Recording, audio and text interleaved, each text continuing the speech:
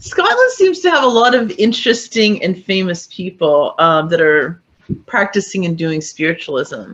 Can you talk about a few of them, or Well, anyone in particular? the most famous one is probably the one that you wouldn't think of, and you're gonna laugh at me when I say this, but Sherlock Holmes. Now, Oh, he wasn't even real, Mark.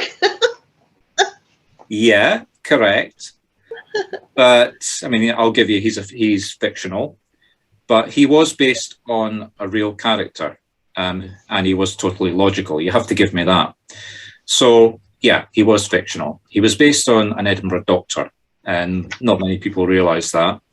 And he was, in fictional terms, the world's first consulting detective. And without quoting Spock, the methodology that he used was evidence-based and completely logical.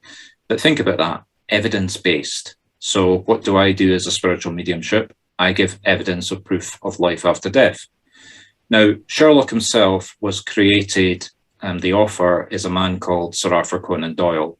And I was actually just setting up an introduction to Sir Arthur Conan Doyle there.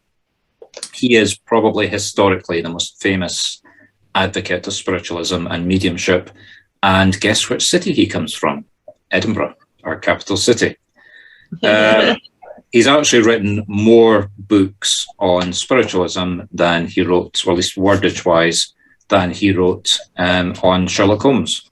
I've got several of his books lining my bookshelf.